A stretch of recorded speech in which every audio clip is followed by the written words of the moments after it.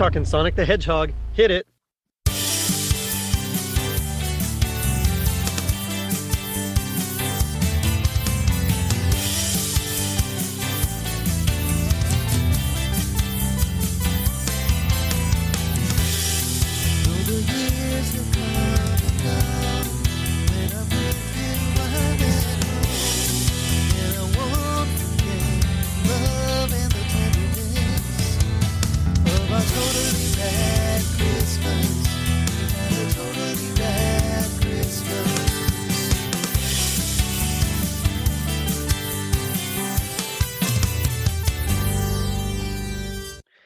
It was 1991. The Minnesota Twins won the World Series. The New Kids on the Block played the Super Bowl halftime show. Wizard magazine published its first issue, and Sega began a video game franchise with the blue hedgehog that blew everyone away. I'm your host, Jerry D, with another episode of Totally Rad Christmas, the podcast that talks all things Christmas in the 80s and 90s. Toys, movies, specials, music, and fads. If it was gnarly during Christmas in the 80s and 90s, we got it covered. Now, before I introduce my guest, it's time for the 80s word of the day. This comes from the Dictionary of 1980 Slang by Rick Carlisle. Today's word is shred, verb, to perform outstandingly with great energy, concentration, and phenomenal skill. Originally applied mainly to surfing, but later, and in more widespread usage, to guitar playing, though this latter usage was prevalent more in the 90s than the 80s. Brought into the mainstream by, let's say, Pantera's The Art of Shredding from their major label debut album, Cowboys from Hell in 1990. Use it all the time. All right. Joining me is a Totally Rad Christmas all-star from Conversations with Robbie Sherman and Sherman Sucks at Sonic. It's Robbie Sherman. Robbie, what's happening? Hey, nothing much. It's a pleasure to be on here again, Jerry. Two-timer. Proud. That's right. Thank you. Yeah, you're officially an all-star here. Yep. Right. This is like my Van Halen 2, you know? There you go. Yeah. Well, maybe we'll make it to 1984. I don't know. But yeah, I mean, it's good to have you back on. Last time was a lot of fun talking Ralph Bakshi, and this time we got Sonic the Hedgehog, which is was one of my favorite games. What's your experience or your history or everything with Sonic the Hedgehog? I mean, Sonic the Hedgehog shapes my idea of what a video game is. Like, some of my earliest memories are of this, like, little blue guy running around circles, you know? I can remember being like 4 or 5 and getting yelled at by my uncle, you know, because it's dinner time and I want to sit there and play this game I'm in the middle of. Yeah, Genesis. That was some of my first exposure to non-Nintendo video games, because all I'd ever had was Nintendo games. I had the NES that my mom got me when I was real young, right. And then I had a Game Boy of some kind eventually. I was always a big fan of the Game Boy and the Game Boy Advance. Great, good times. At least as far as video games go, they were good times. Yeah, and I mean, I'm kind of in the same boat. I remember Nintendo. I played a ton of it. It was awesome. But when the Genesis came out, it was just completely different, you know, because the graphics were way better. And then Sonic hit, and it was like just ridiculously fast. You know, it's everything that you want, just in your face, as much as you can get it. And so it was like, I mean, it was a big deal. And I remember just, you know, same thing. I'm just playing it all the time. And it was super cool. Just seeing him kind of spin. Yeah. You know, I mean, everything was awesome. I was never great at it. I was okay at it. I was never great. But my little brother, he ended up like just loving the game. So as I started playing other games and other systems, he stuck with Sonic, and he became like ridiculously amazing at Sonic games. So it was like really in his wheelhouse. But, you know, I remember just, you know, trying my best and not doing too bad. I mean, I beat it, but, you know, it still took a little bit longer for me. Yeah, I've had a long history with the Sonic games.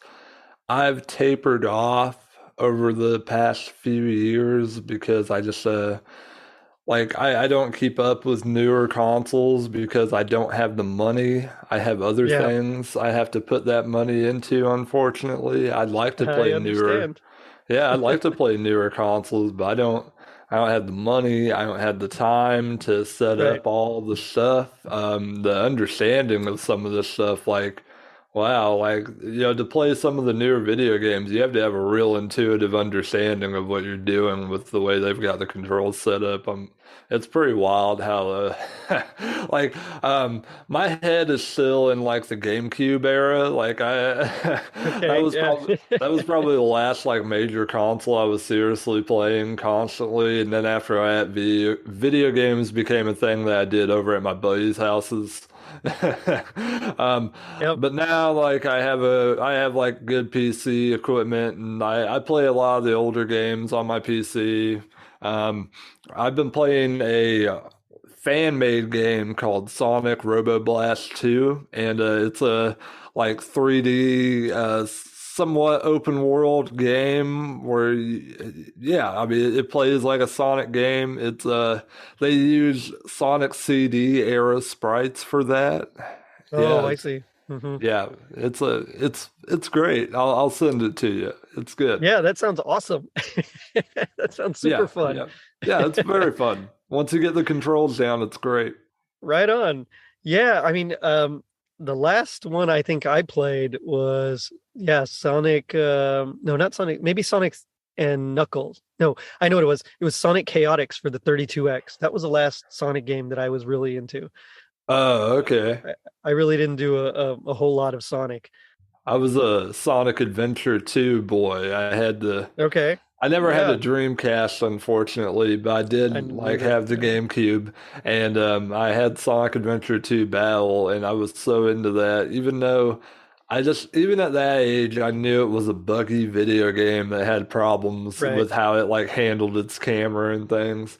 But I don't know, Right. it had a vibe to it that I was really into. Shadow the Hedgehog is a really fun melodramatic thing when you're a kid.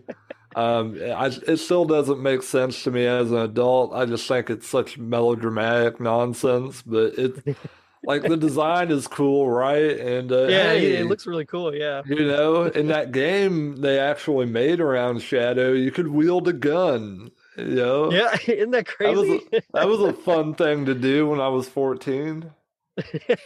I like a lot of cartoon characters that wield guns. Like when Jack and Daxter went real hard ass and they started Mhm. wielding guns. That was a great time in my life. Yeah, there's well, and I mean I'm from the 80s, so that we're all about characters with guns, um but yeah, so I mean you like Sonic so much you even have a like your own show about it, It's a more of a or more Twitter stream, I page. guess, more of a Twitch Yeah, stream, but yeah. yeah. But Yeah, uh, I just post little streams up of like different games I play. A lot of these are fan made games. All I was saying is that Sega is really cool with fan made material and they're really cool with emulation, so I don't feel bad putting up like trial runs and other run throughs of Sonic video games, like different kinds. The fan made Sonic game community is so sick. Nintendo is killing itself, like keeping its properties so close to the vest. yeah, yeah, I can definitely see that. I mean, I say at this point, why not? There most of them are older games. Most people don't even care about them. Just let them go. I played some really cool mods in my day, and so it's Yeah. like, come on, man, just let it go. Yeah, yeah. And I really like the idea of open internet. I try to keep all my stuff for free on some level if I release Right. anything, no matter what, because I like the idea that anyone should be able to access this.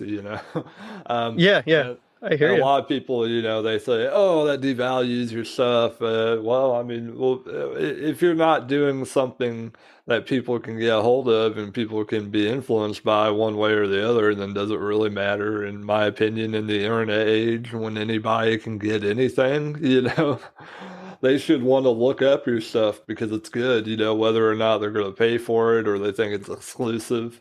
And I try really hard to make a quality podcasts and music and other things. Right. I'm an Right. amateur animator, but I've been having a lot of tech troubles over the past few years, so I haven't gotten out like the animation stuff I've wanted to. Gotcha. I gotcha. Well, so I don't have a lot of experience with 16-bit as far as design goes. I do have experience with 8-bit design. I was designing my own Mega Man style, of course, Christmas game. And so it was Oh, like Santa, Rudolph, Frosty, like all these different guys, and depending on which level you went, like which boss, then you would be a different character. So it was kind of like this big group of Christmas related heroes against this big group of Christmas related villains, and in the end, you were going to fight against Winterbolt from Rudolph and Frosty's Christmas in July. I never got around to finishing it just because of life. yeah. so so it was just one of those things, and but I still have all the sprites, and so that's why randomly I'll use some of these sprites and in like my logos or designs or something, and just kind of toss them in, just copy paste real quick. But I think it would be fun to do like a Sonic the Hedgehog style game. I mean, not only is the spinning super cool, but just the look in general was neat with the 16-bit graphics. Because it was a huge leap. I remember like seeing it and thinking, wow, this looks so cool and vibrant and different, but not like in your face ugly. It was just it had Yeah. bright colors and it was awesome, but it was well done, I thought. Well, Overall. I'm a big fan of the main Sonic the Hedgehog games because they Yeah. usually have very fluid, interesting animation, very very character-based animation. It's very lively, and I think the cartoon we're going to discuss today, like if anybody digs it, that's totally fine. But I've never been a particular fan of these American I Sonic the Hedgehogs, and they just don't have the same vibe. And I feel like the things that make the Japanese game designs so engrossing and good to look at don't necessarily apply here. There's a certain griminess to these American productions that just feel off. no, I agree. I think it's one of those things that where they, I mean, because they did it with the Mega Man cartoon also. I love Mega Man, but the cartoon was hard to watch for me. Same thing. It didn't stick with that, that design that they had. He was based off Astro Boy, but instead they, Yeah. buffed him up, and I mean, it just didn't quite play out. Yeah, they Yeah, did that to all the video game packaging too. Like they have this terrible, like faux realistic looking Mega Man that is I just remember. ugly. Like it is uncomfortable to look at. The guy's head is like twice as big as any normal head should be. It's awful, awful, Yeah, awful. exactly. And you're right. The cartoon. So I'm kind of pushing it back a little bit just because I don't want to talk about it that much. It's not that it's Yeah. terrible. It's just it's not my favorite. Yeah, and it has good elements to it. It I mean, does. Yeah, yeah. it does have good elements. You're right about that. But just overall, yeah. I mean, the first one, it was like fun and adventurous, and the game. It just had all these high speed mechanics, and just everything was really accessible and cool. But the cartoon, well, cartoons. We'll talk about both of them. But the cartoons were just they had their own designs, especially the Saturday morning one was like an apocalyptic type world where Robotnik like has taken over. I mean, it was just very different from what I was used to, playing the game. But before we get into it real quick, I just want to give a little bit about the game. So it actually kind of started, really, if you think about it, around 88, because that's when Sega decided they need some sort of character to rival Mario. Mario was like taking over everything. So they had like an in-house design competition. Eventually, around 1990, they decided to go with Sonic the Hedgehog, and so they decided they were going to build this whole game around it, and especially this one in particular mechanic that involved like smooth, like rotating graphics or pixels on various layers. And so from there, they built this game that was just like, as I keep saying, is just really fast and fun and playable. And so it came out in 1991 in June. Now by Christmas of 1991, it had sold about 1 million copies here in the U.S. alone, and about 2 million worldwide, giving them like a 65% share of the market. I mean, it was like ridiculous the numbers that went into this thing. But it's basically just like a straightforward, 2D side-scrolling platformer, and Yeah. that's really it. Yeah, I mean, in certain ways, it's not like necessarily original because it has like these collecting elements to it. Yeah, so you're right. It's really you're going through the level. You can collect some items to help power yourself up. You can get rings, which is kind of like coins in Mario, Yeah. 100 Yeah. rings, you get an extra life. But they also offer some sort of protection. So when you get hit, you lose the rings, but you don't lose your life. And so then you can just collect rings again. As long as you have one ring, you're pretty much safe from dying after a hit. So that was like a big thing. But then there were different levels you could jump up. You could take like a high road, you could take a low road. I mean, it was really a cool design that they came up with here, but especially the spins. They had a lot of like loop de loops and what are like bumpers that would or springs, I Yeah. guess, that Yeah. that would Yeah. just toss you over different things. And it was a really neat idea where there'd be rings up in the air that you could grab and just things like that. Now, of course, it did so well, they decided to do Sonic 2, where they introduced a new character, Tails. He was like the main one. But then in Sonic 3, we get Knuckles, the Echidna, who I'm sure many have seen already in the Sonic 2 movie now. If they were unfamiliar with him, they are probably now familiar. But Idris Elba. Yeah, exactly. That man, I went to see it this morning. I took the kids because they were off. They had Yeah. Easter Monday off, and I enjoyed it. I mean, it's not like fine cinema or anything, but it Yeah. was fun. It was a fun time. It's So it's like a later Orson Welles, not an early Orson Welles, right? yeah, exactly, yeah. Orson Welles in Transformers the movie. Exactly. Thank you. Yeah. But yeah, I mean, it was good time. But like each time they'd introduce a new character, sometimes several, like Knuckles Chaotix, where they had the chameleon. I don't remember his name, and I mean all these other characters. But what we're going to be talking about today, especially besides the games that I want to hit a little bit more before we get into, is the cartoons. So there were actually two cartoons licensed in 1993. One of them was for ABC, and the other one was for syndication. Now, the one in syndication is the one we're going to be focusing on. That's the one that aired weekday afternoons. So 65 episodes were created, which was standard for the time. It was 13 Yeah. weeks of 5 episodes per week. Batman run. Yeah, exactly. The Saturday morning one, the one for ABC, was the one that was like really dark and apocalyptic, and like Robotnik had taken over, and Sonic leads like a band of freedom fighters. That one was not great, but some of those elements I noticed were actually incorporated into this one. This is technically the Christmas special here, which aired in 1996, so it was the very end of this run here. But the Christmas special actually was like the season finale of The Adventures of Sonic, the syndicated show. The Yeah. odd thing is, though, that some of the elements of the the Saturday morning show came up in it, like the SWAT bots. What's her name? Princess Sally. She shows up, even though Yeah. she doesn't have it like any lines. Which I actually enjoyed that for the special. I thought that was good for the special overall.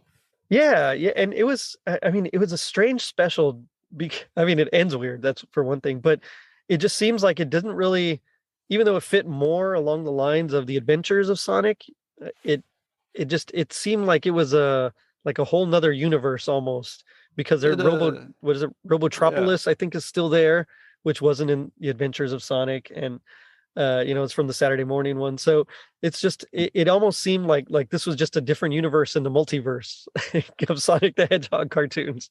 I think they were making this so late in the run that they were not caring one bit. Just like whatever we can use, we're just gonna do it. That's This right. this screenplay totally reeks of people just trying to fill out time because it goes through at least three or four different things that could constitute entire episodes, and they're rushed through like as like the main like story arcs, but it doesn't make any sense together. This whole thing is so jumbled in what it's trying to do. It's trying to like have the action and also have comedy, even though it doesn't really set any jokes up. That's another thing that confuses me about these American Sonics. They confuse catchphrases with jokes. Yes. Catchphrases have to be the punchline to jokes. It's a sign of bad cartoon writing all around. Um, do you like the animation in these at all? Not particularly. But again, I grew up watching like well, not Robotech, but like Transformers and Voltron and G.I. Joe, where that style of animation, it was a little more, I don't want to say realistic, but compared to like the anime style that especially It evolved definitely in like had the mid to detail late compared to 90s. this. Yeah, I mean, it was different. It's a whole different thing. This was almost like Ren and Stimpy, but Ren and Stimpy done poorly. If that makes any Yeah, sense. and it's weird. There are moments where they do have like animation, I think is fluid and expressive, and then they Hmm. just and then it just collapses at times. Like Tails looks so terrible. You can see the lines overlapping and what he's doing because I imagine every bit of this production was a first take thing, let me tell you. They made so I think many you're right. episodes of this like within such a short amount of time. It is a miracle that what we're watching is put together as good as it is. Um, Right, I know this whole production had some animation veterans working behind it, mostly because they needed to work. Um, right. if I'm not mistaken, the guy who did the intro for the Saturday AM, he was a big time animator back in the Hanna-Barbera days and stuff. So yeah. It did kind of have, I mean, it was done by Deke, but it did kind of have that Hanna-Barbera feel for it. So I wouldn't doubt it. I mean, there was a little bit of that same kind of motion, but It's again, kind of not like like high quality. for the Saturday AM, it takes more of like a Johnny Quest approach where you have like kind of detailed backdrops and things, Right. like interesting sci-fi premises, but you don't have a lot of money, so a lot of your action comes from posing and like doing these things that look expressive but aren't necessarily full animation. And Hmm. that also plays into this too, because I guess a lot of what makes it a watchable cartoon is the fact that there are expressive poses here and there, and you get like good animation between the characters. I think the backdrops vary, and occasionally there's just no relation to what the backdrop is supposed to be compared to what is going on in the actual character's reality. Like, very Yeah. occasionally, you just see like some random color in the background that Just a has color. nothing. Yeah. It's some Yeah, yeah, just like yeah, some sort of gradient in the background, like maybe yeah, pink yeah. that kind of fades into a lighter pink. You're Don't right. I let did any notice that as well. don't let anybody tell you different. That is just animators being stressed for time because most like Yeah. 99% of them are just like, oh, I gotta do something. Okay, pink. No one will care. It's a color. It'll be fine. As long as it's not white, it doesn't matter. Yes. Yeah. Yeah. No, I know that they were trying to time it to be released with that Sonic X that never actually was released for the Sega Saturn because Oh, originally it was going to be called something like Sonic Extreme Christmas or yes, something like that's that. it. Yeah, Sonic Extreme is Sonic X became an anime like property. Like that became the name of an anime property, but that has way more to do with the Sonic Adventure series than Right. any of this stuff. Yeah. Yeah. And you can tell that, the same thing, like you said, they're trying to meet their deadline. Let's just get it done. Some of the lines and colors are actually still really crisp, even watching it on YouTube or wherever it is you Yeah, can yeah. find this thing. But I was I was impressed with that. I thought, wow, someone has preserved these lines pretty well. But yes, the backgrounds, they're kind of fuzzy.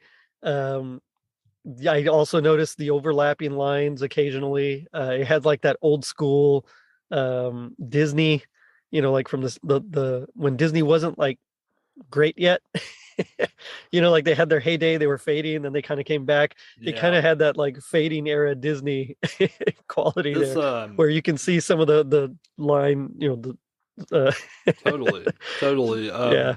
These productions when I was growing up, they never like really did it for me the way like the Warner Brothers productions like did it for me at Hmm. the time. All the Animaniacs. I'm doing the Freakazoid rewatch right now. I'm recording Right. episodes for that, and yeah, so I never really took these very seriously when I was growing up. They always frustrated me from an animation standpoint and just from a Right. story standpoint because like the Saturday AM is almost in a completely different realm from the video Mm. games that I had been playing for so long. So to discover this cartoon and realize it has nothing to do with the video games just made me so angry. Like I was so angry at these things for so many years.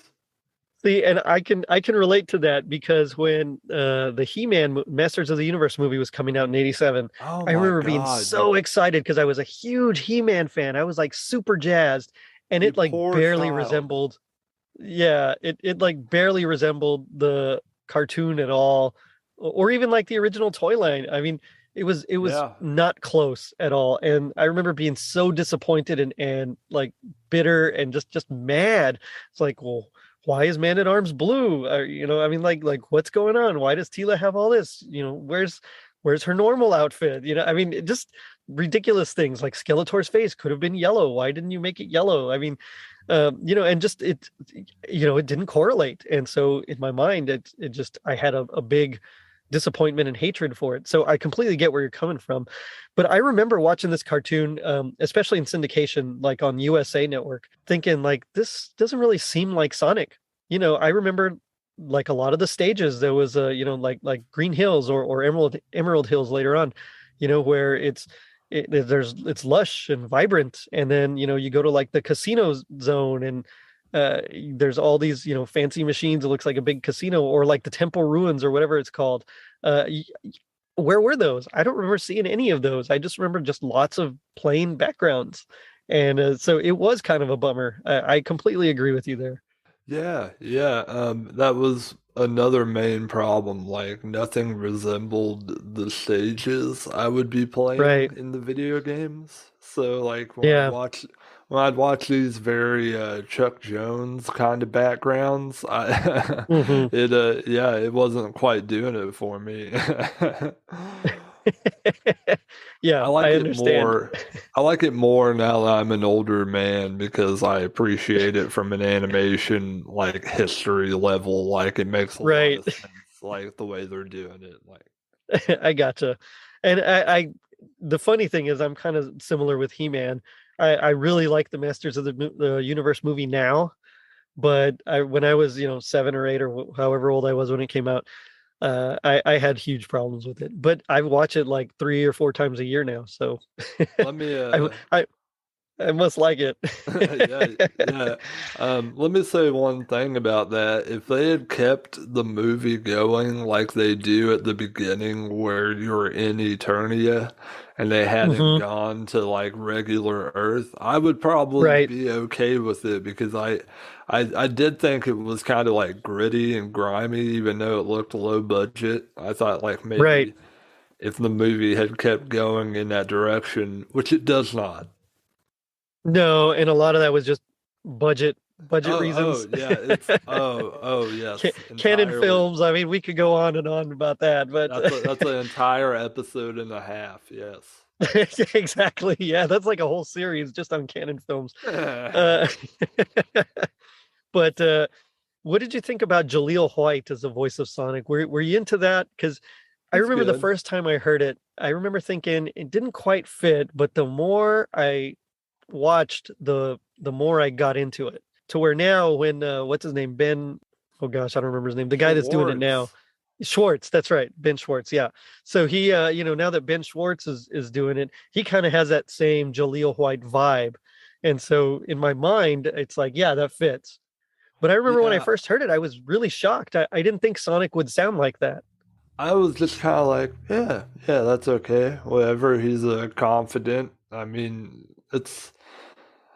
I guess it like the timbre compared to the other voices is a Hmm. little different, but it still Right. projects the same kind of like confidence. It's not, it's like bordering on smug. And I think that's kind of what you Yes. need to be like a good Sonic the Hedgehog. You never want to cross that border into full on smug, but you Right. are like if you're a Sonic the Hedgehog, then there's something kind of wily about you. You're self-aware. Well, and that Yeah. reminds me of the. Go ahead. Sorry. No, I think Julia White is great. Please go on. Well, I was just what you said reminded me of the video game when if you like didn't use move the cursor or do anything at all, and you just kind of stood there, you would actually, Sonic the pixels would actually like turn and look at you, and he would like start tapping his foot and crossing his arms. I mean, it was For a fun little sure. bit, and I think Jaleel White definitely looking back on it, especially, I think he definitely captured that. Like I'm in a hurry, I'm Sonic the Hedgehog. I do everything fast. Come on, get moving, kind of thing. The Definitely. one thing that I did regret, um, the, really in the Saturday morning cartoon, the one that I liked, or the only really bit that I liked was that Dr. Robotnik was voiced by Jim Cummings. And in this one, The Adventures of Sonic, he was voiced by someone else. It was Long like Long John John Baldry. Baldry. Yeah. Yeah. And I would have liked to have seen Jim Cummings in this version because I think I don't know, something about Jim Cummings' voice, his whole, filmography. I think I think I enjoyed his voice better than Long John Baldry's. And I think it would have been cooler to see him in this Christmas special rather than that. But I understand this was the finale technically of the Adventures of Sonic. So Yeah. it was Yeah. just kind of a bummer. Are you a fan of OKKO, Let's Be Heroes? I can't say that I've ever heard that actually. Oh, okay. Well, it's a Cartoon Network property, ran for about 3 years. Okay. They have one of the best Sonic the Hedgehog crossovers ever. They have Jim Cumming as an actual part of their cast, and they use him like as a Robotnik figure in the episode. Yeah, and it's so good. It Nice. it has like the current video game voice, and they have a really good design that kind of pays homage to not only the video, like the really good video game designs, but the Mhm. Saturday morning designs a little bit too. Oh wow. The OKKO has a really signature animation style where they animated everything on paper first, then they colored over it digitally, and they left a lot of the pencil lines in to make it look drawn, to make it look Oh. like it's a show, that's actually drawn with pencils. And it's one of my favorite TV shows ever. It has so much fun little like stuff happening in it and so many little things culled from anime and fighting video games and cartoons like this. Ian Jones Cordy is a big fan of this show. Oh wow. That's cool. Yeah, yeah, it's a great show. Yeah, Okay, I'll have to check it out. yeah, totally. No, I was just gonna say, I guess we can just go ahead and jump into the special now. If you want to nutshell it, essentially, Robotnik kidnaps Santa and poses as Santa's replacement, and Sonic has to get all the toys back that Robotnik has stolen. That's like the nutshell version. It's funny because I like to go step by step and kind of run down. This one I'm not really too worried about going step by step. It's really weird. Um, Robotnik has kidnapped Santa. Of course, we can tell because the Santa that's making this big public TV announcement has like nuts and bolts and is very Plot thread number one. is very like stiff in his in his movements. It's awful. Yeah, it is awful. Yeah, he appoints Robotnik to be his replacement. Mothers, fathers, boys, and girls, I proudly introduce my replacement, your friend and mine, Robotnik claws. And he says, oh, I'm going to be great, but there's going to be a couple little changes you won't even notice. Well, the changes are that everybody has to give something to Robotnik instead of Santa, or Robotnik Claus, excuse me, instead of, him giving presents to everyone else. So we get like this bit where kids are jumping on his lap, in line to see him. And he's like, what are you going to get me for Christmas? And they're like, wait, what? and then what's a Scratch and what's the name of the and Grounder? Yeah. Scratch and Grounder are there, like intimidating the kids and just people on the street like, okay, well, what are you going to do for him? What are you giving him? so that's like one big thread right there where he's taken over. There's also a little plot, side plot or subplot, whatever you want to call it, where Sonic and Sally decide that they're not going to give each other presents, but last year apparently she gave Sonic something anyway, so now he has to go get something for her. And that's how he finds out this whole bit, because when he runs in, like, all the stores are empty because Robotnik is, he's taken everything for himself. Yeah, plot thread 2. That's exactly, that's the second plot thread. They discover that Santa's missing, so they got to go rescue Santa. So we kind of return a little bit to the second, to the first, where they got to go rescue him. But Yeah. It's funny because, okay, they make it a point, that Sonic is wearing a ring that the princess gave him, the Christmas before.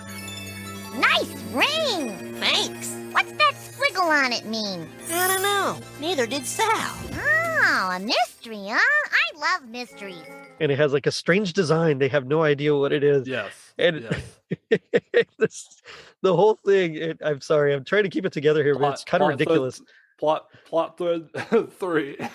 I'm trying to keep it together too, but yeah, exactly. The whole thing is that he can unlock like super hypersonic speed or something with it. So which is just supersonic from the game. They're not calling it that. All he needed to do was turn gold. He'd be supersonic, but they're not calling it that.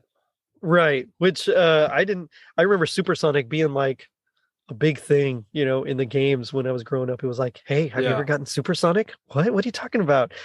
And it's like if you collect all the emeralds, and then every time you get like 50 rings, then you turn into supersonic, something like that. That wasn't far away from like the Dragon Ball Z power up like Super Saiyan. In Japan, like, Dragon Ball Z was releasing around the same year as Sonic was being developed as a thing, like, and turning more into a thing. So it totally makes sense when you put it in the context of the video game releases. Yeah. And I love Dragon Ball Z. It's like one of my favorite animes ever. Oh, really? I will watch Dragon Ball, but I cannot sit through Dragon Ball Z anymore. It's just so much. Well, I don't know if it actually holds up. I haven't watched it since college. I just remember that my college roommate and I would like watch it when we get home from school, and then we'd like just have a can of Pringles and just like down a can of Pringles between the two of us. I see. So it's more like a nostalgia related thing. Yeah. Well, I feel that way about Dragon Ball because I had the manga growing up. Oh, nice. I had like the uncensored manga, so it was very near and dear to my heart. Like, I'm not proud of it, but it's a big sentimental thing. So you saw Bulma and all that. You didn't have to say that, but yeah, sure. I mean, I have to admit it now, I guess. Sorry.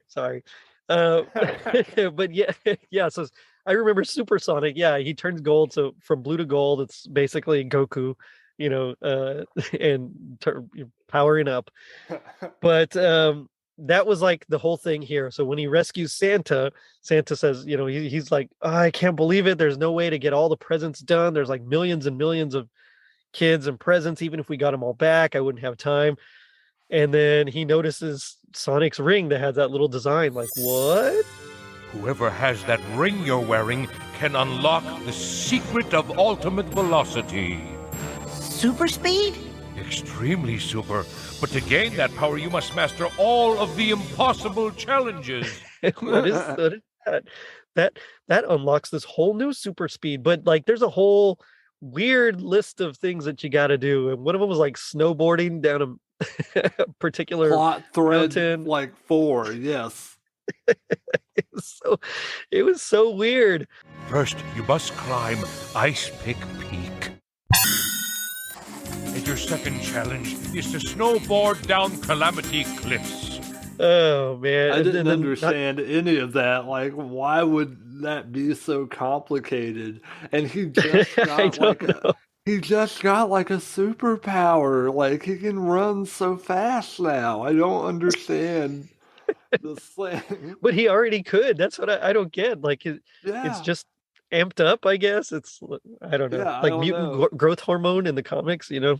I mean, it really just seems like they didn't care at this point and were just burned Yeah, out. It's like, okay, we'll give our animators something fun to do. Hey, let's put them on snowboard. Yeah, it's that's a fun thing for it's kids.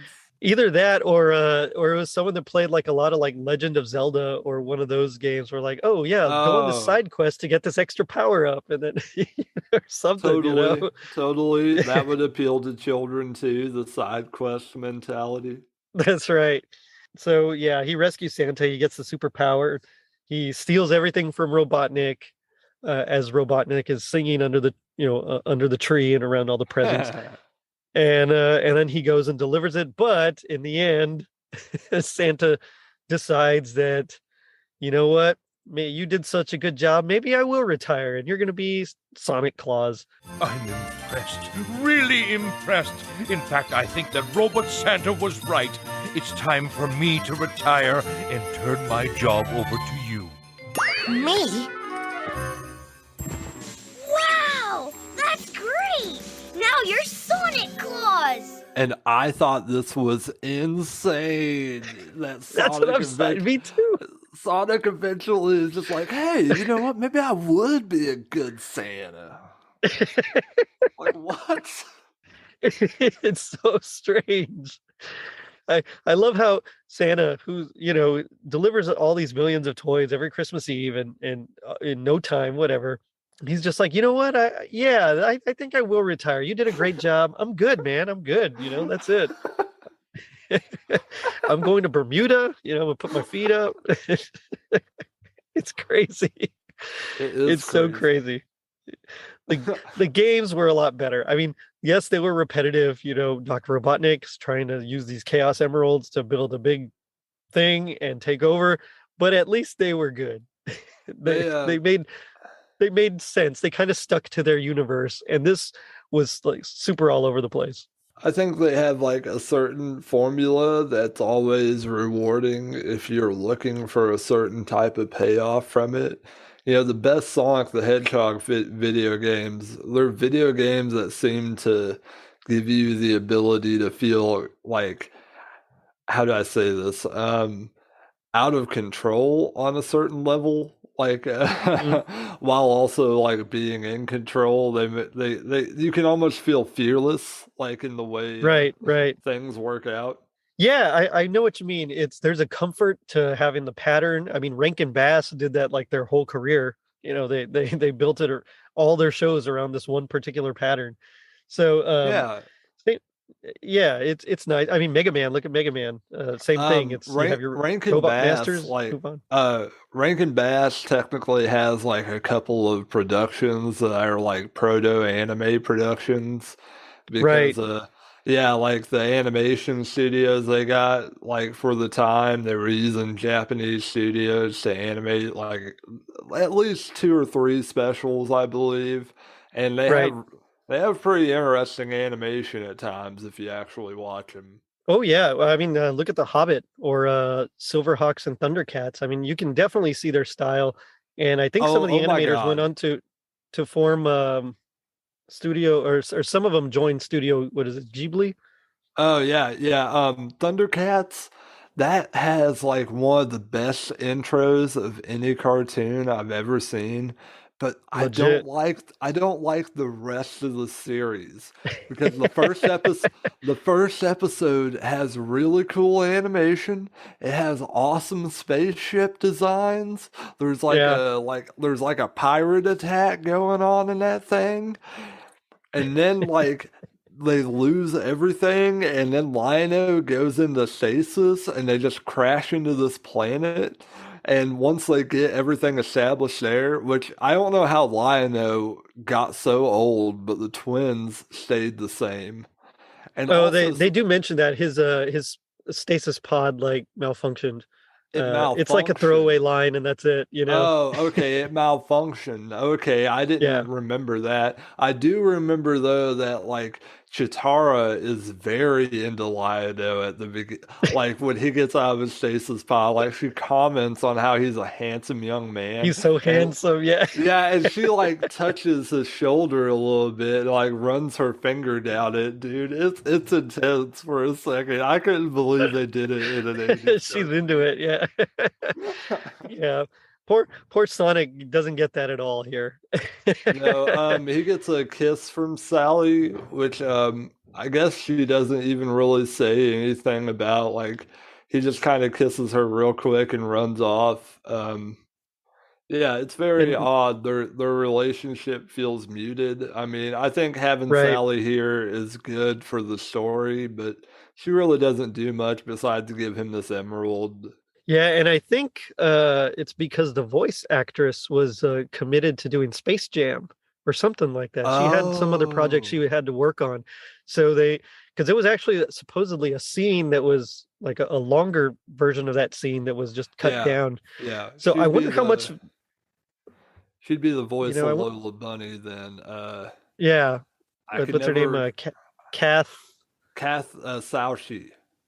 That's it. Yeah, yeah. Yeah, and she is also in the Spectacular Spider-Man cartoon that ran on the CW as That the was a good one. wife Yeah, of. Yeah, oh man, that is a great Spider-Man adaptation. Yeah. yeah. The one that was airing during the time that this ran was that one on Fox Yeah, yeah, and that's that fine too. and I liked it. It was a good, Spider-Man cartoon, but it was very much like it leaned really heavily into the Spider-Man comics of that era, the Oh, Clone Saga and oh, I definitely consider it the B tire of the animation. Like, I mean, the X-Men was good, but the actual yeah, quality of the animation was B tire. Like I group it in the same with Saturday AM and all this other like B tire right. stuff. Um, yeah. Yeah, no, I hear you. I completely agree. But I do have to ask. So talking about Sonic the Hedgehog and everything, what would you say would be your happiest memory or moment with Sonic?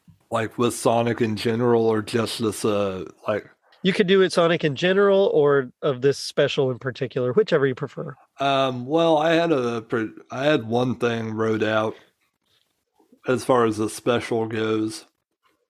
I wanted Hmm. to like it reminded me of being in retail stores when VHS was still a thing. Like it reminded me of like being a little kid, like pre 2002, 2003 when DVDs started coming in and other types of media was just filtering out VHS and cassette tape and stuff like that. I remember Right. seeing this thing like at a Dollar General, and it was on like a big clunky VHS. It had the Deke logo and all of it. I can picture the front cover, which I thought looked terrible even at the time. I just was never interested in it. But it reminds Yeah. me of all the it does remind me of all these VHS like displays from my youth, and like I kind of miss that because I mean you used to be able to get like six Cliff episodes for $2 or something, at one of Yeah. these displays. I saw Darkwing Duck for the first time because of one of these like VHS compilations they put out. Oh, They nice. never, they didn't release that show as a full thing on VHS, but they did release several episodes across a few tapes. And Right. that was the only way I got to experience Darkwing Duck because by the time I was really old enough to have enough control of my own media that just wasn't running anywhere. Oh, right. Yeah. I love Uh, Darkwing Duck. Speaking of Jim Cummings. Have you read the comics? No, I haven't, but my daughter started, she collected, she found like some sort of graphic novel of the comics, like I guess one of a trade paperback or Yeah, something yeah. at the library. So she started reading the comics, but I Hey, haven't they're yet. No. good. I mean, they're definitely aimed at kids, but they're really good. Like for what they are, they're really good. Yeah.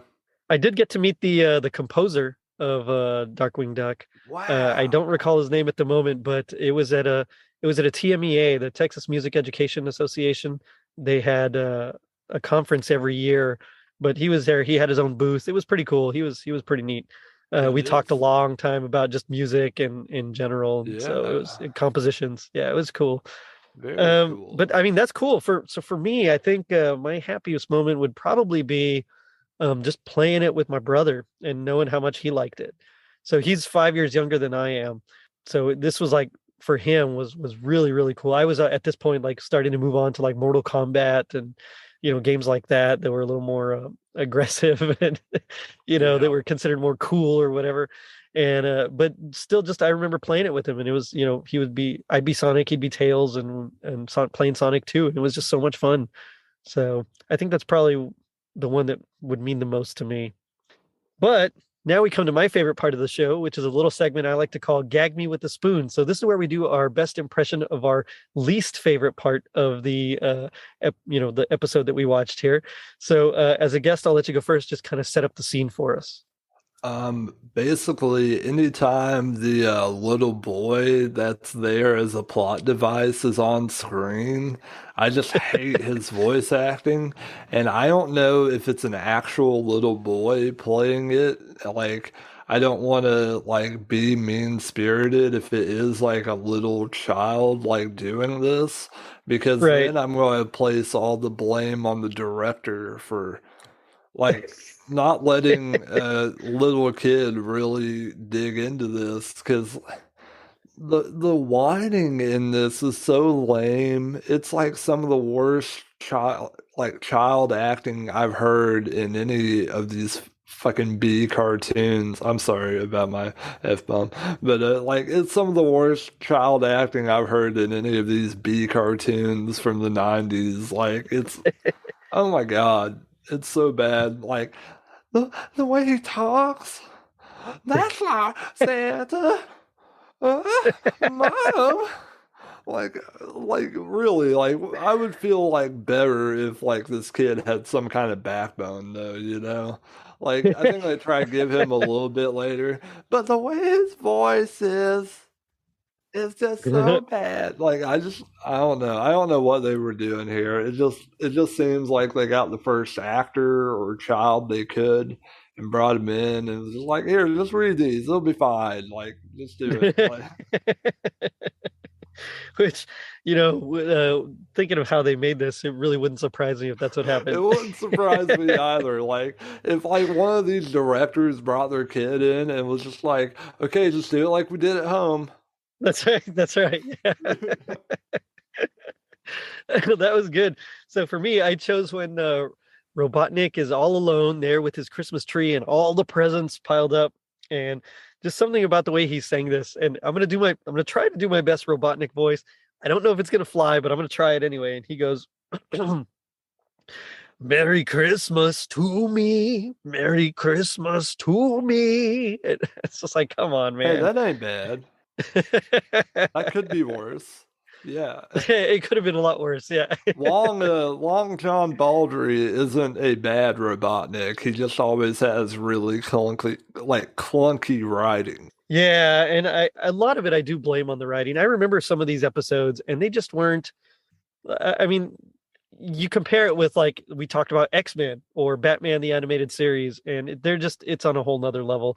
And I know part of that was on purpose. They wanted this to be more lighthearted and fun and kid friendly. But still, I mean, come on. Things can still be lighthearted and fun and kid friendly and be well written. I mean, look at the Sonic movie. Well, I mean, if we're going to talk about Batman, I mean, think about the because Tiny Toon Adventures had done so well, that paved the way for Batman to become what it became. And then you look at Right. Animaniacs, and that was an equal program in production and just overall, like, just quality all around, And I think there's better stuff going on in the Deke universe at this time. Deke isn't like a big like powerhouse of an animation studio, but Right. I'm fairly certain around this time there must have been something better than this going on somewhere. Like, I'm pretty sure this was a B project for them. Like, they just kind of needed to pick something up for distribution or something. I looked into this a long time ago. It's been a moment. My memory is a little fuzzy. I apologize for anything I might say that's wrong. Well, I know originally they were only going to have one Right, series, and right. somehow they just decided, let's go ahead and do another. So it kind of like it's one of those things where I think if they had just stuck with one, they could have done one really well. But by outsourcing it, I think this one had like 4 different animation studios behind it. Oh God. Yeah, Yeah, like exactly. you mentioned earlier the OVA. I'm a big fan of that OVA, and there's only one like little thing of that. It's like an hour-long movie, but it actually feels like intense in its design, and its action Right. scenes feel intense and they have weight.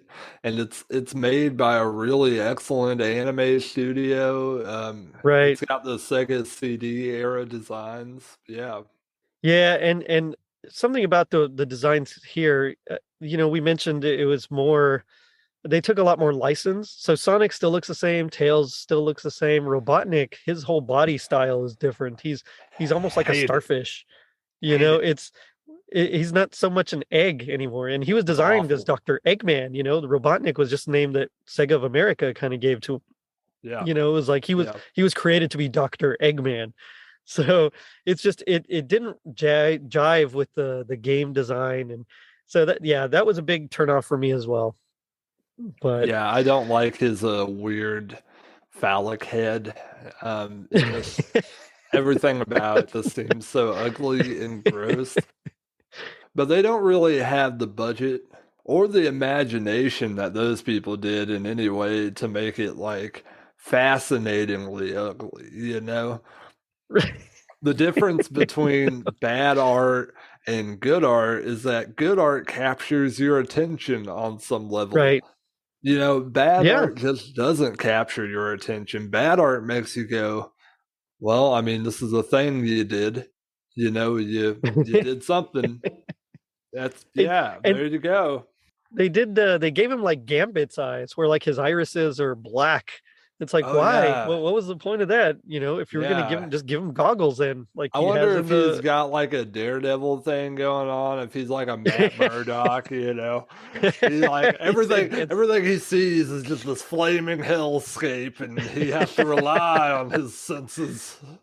Honestly, if they had done that, that'd be like friggin' sick. I'd love everything about that. Like, I'd watch this cartoon all the Robotnik's Pet time. Store. Like, dude, I would watch this cartoon all the time, thinking about that thing and constantly like, oh man, this guy, he creates robots with this crazy Daredevil vision. No wonder he's so angry. Yes.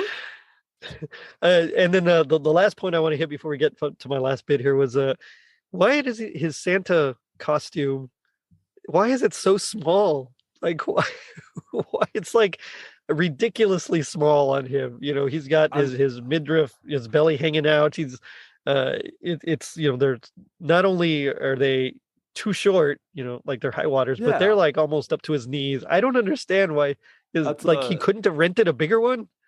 that's a large problem with this cartoon is that both of these things kind of lean into what they're trying to do a little too hard and telegraph what they're trying to do a little too hard. Like from the first moment I saw this as a kid, I was like, well, I know this is a goofy, dumb thing from this like cover art on the VHS in the dollar store I'm looking at, like, and like, sometimes I think they just take these designs and they're like, oh, we're making a silly thing for kids, so let's make his design real silly when it would actually make more practical sense from an animation standpoint to not make it really small and to not make it full of lines that we have to keep redoing for no reason.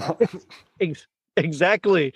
That's what if you're trying to, you have a time limit or a deadline and you have a budget issue, like just do it the regular way, but whatever. Yeah, it's insane. Yeah, it is. It really is. But it does make me wonder, G.I. Joe, they taught us that knowing is half the battle. What do you think the other half is? I think the other half of the battle is the battle for supremacy of mankind over Santa Sonic as he slowly goes insane from the power he's derived from becoming Santa and taking on Santa's alias. Because think about it, he can already go faster than any machine on Earth. Like, no government is going to be able to touch him. He is going to bring like an ultra dystopian form of peace onto like our world. Like, this world seems hellish right now. Like, whatever Santa Sonic is going to do to the world, I'm glad I'm not going to be around for. Well, that's way better than mine. I mean, he's going to dismantle the various governments of the world with his speed. Like, it's going to be scary. Plus, all the children, none of the children will question it. He's Santa. They're going to look up to him. They're going to listen to him. It's going to be like 84 with like gift wrapping and bow ties. Mommy, why is Santa blue and has no beard? I don't know, honey. Just do what your overlord says. Yes. This is the way now, child. That's right. Oh, man. So I thought if knowing is half the battle, the other half is having at least one ring so that you don't lose a life. So, Oh, that's a good point, too. Very good point.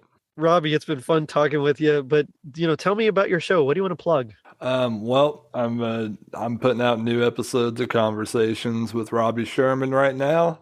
Had Chuck Staten on recently.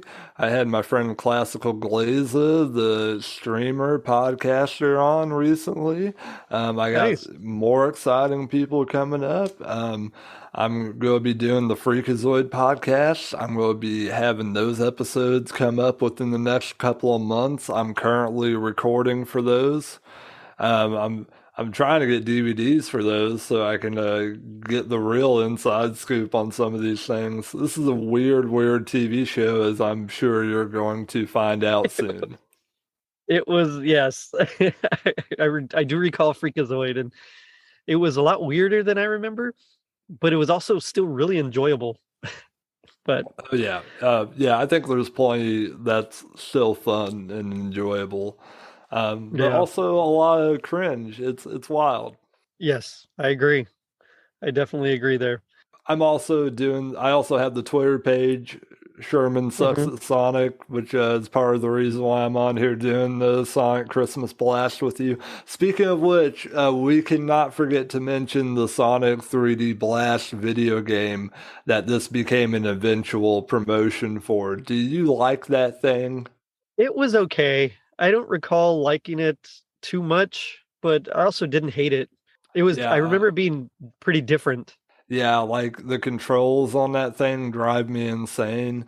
I downloaded a ROM version and there is this like patch you can find from the original developer that fixes some of the control issues and some of the Oh, wow.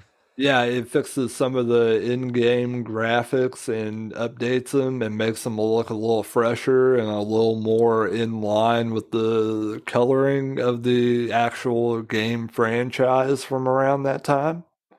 Yeah, Nice. so that's a pretty cool little thing. That's the only way I can play it now. I can't play that other original version that got released. That's all buggy. Yeah, I don't think I played it very much. I know I played it, but it was one of those like, yeah, okay, I'm good, and just moved on, Yeah. So well, that's cool. And so where can they watch you on your Sherman Sucks at Sonic? Oh, that's on my Twitter, and I put up streams through there. I also have a Discord page, and you'll be able to find that through my Twitter page. If just go through the page. It's on there somewhere. Believe me, I'm gonna be putting up more links for people to find that. I'm gonna be hosting movies on there for them to check out and just kind of come in and hang out with me.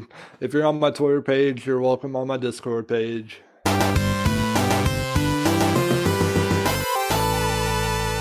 Right on, right on. Well, thanks again. And I'm going to end it by saying Sonic Claus? Sonic Claus. So check us out on our social media pages, Facebook and Instagram at Totally Rad Christmas and Twitter at Rad Christmas. And if you're feeling like Sonic becoming the new Santa, leave us a review on iTunes. Not only does it help us reach more people, but you also get a free sticker. Now, don't forget to check out our merch shop on tpublic.com and our brand new website, totallyradchristmas.com, courtesy of Tis the Podcast Elf Tom Crow. I wish all of you a Merry Christmas, an extremely Merry Christmas, every year of your life. Later, dudes.